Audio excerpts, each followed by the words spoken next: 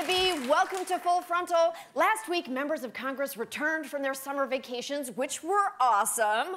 Paul Ryan blew off some steam in Venice, while Mitch McConnell made his annual trip to Melbourne Beach. But now Congress is back and demanding answers. Why didn't Equifax tell us they'd been hacked? Why can't Don Jr. pick one lie and stick with it? And the most burning question of all. Why am I persecuted? I don't know, because you spent 9/11 spanking it to Twitter porn? Just a guess. The Texas Tugger gave Twitter its most joyful night since Kofi. But he's not the only Republican having a bad week. Republicans reeling from the president's stunning decision to side with Democrats on a plan to pay for hurricane relief, raise the debt ceiling, and keep the government open for 3 months. There is an ease that the president has with Chuck Schumer that he does not have with Mitch McConnell. That's just a fact. They're two old men from the boroughs. I mean, look at them, talking about all the old bakeries that have closed and where to get the best egg cream. Hey, Don, want to go feed the pigeons? Oh, you know I do. This fucking guy. Meanwhile, these two are like, egg and cream. That sounds a bit spicy. Hey, did they just fudge us in the midterms? Those motherfuckers. How did Trump's senior policy advisors take the news?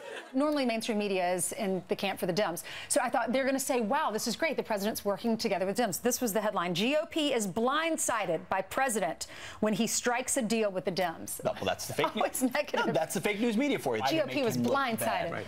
Ryan Kilmeade and Gretchen Carlson's defective clones are right. Lamestream media and their biased smears. The Republicans say that they were basically blindsided. He blindsided them. Republicans who were blindsided. Blindsiding. He kind of blindsided everybody. Whoa, knock it off with the incendiary language, Fox. If you say blindside one more time, Sandra Bullock will magically appear and force you to move in with her until you become a football star. But of course, the big news is Mother Earth's quest to murder us all. Did you know that everything west of the Rockies is on fire? Maybe not. It's hard to go full CNN on an inferno, but a solid month of hurricanes, that they got. So we're keeping an eye, not just, whoa. There's actually a tie down that I can see just in case the gusts get too big where I can actually reach out and try to grab it. I gotta put my hood on because it's pelting my face, Chris. Put your hood on. You don't need to, take it any worse than is absolutely necessary. Is this absolutely necessary? We're not all Rush Limbaugh. We will believe you if you report on the storm from indoors.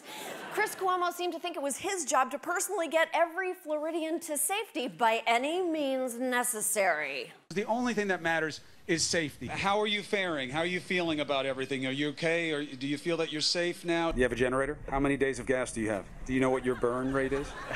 No clue. I did call the cooler company, and they said the beer would stay cold. I'm not worried about the beer.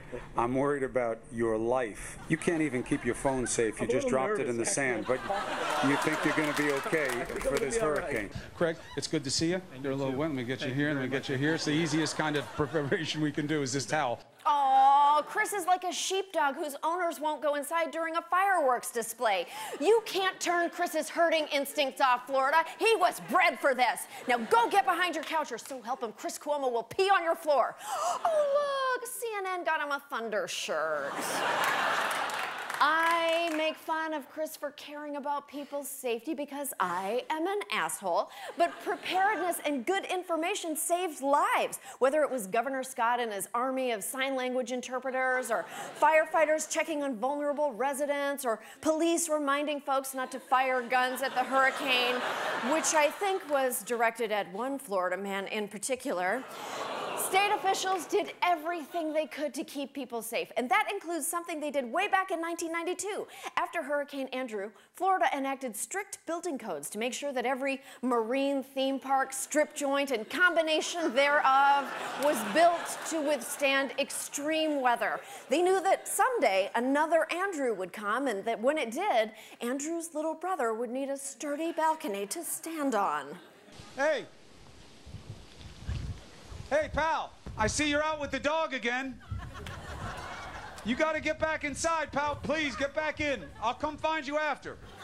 Hurricane's over, Chris. You've been a good boy. Have a treat. Now, As our EPA chief keeps telling desperate coastal mayors, this is not the appropriate time to talk about climate change.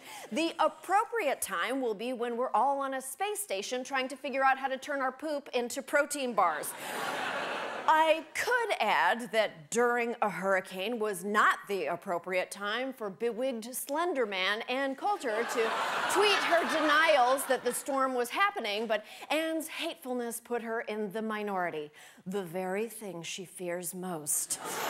Faced with Harvey and Irma, millions of people put aside their political squabbles and pulled together, giving the last generator to a stranger who needed it more and jet skiing through snake-infested chemical bilge to rescue people who might not have voted the same way they did. Thank you. No problem. I mean, someone has to do it, you know? You're a hero.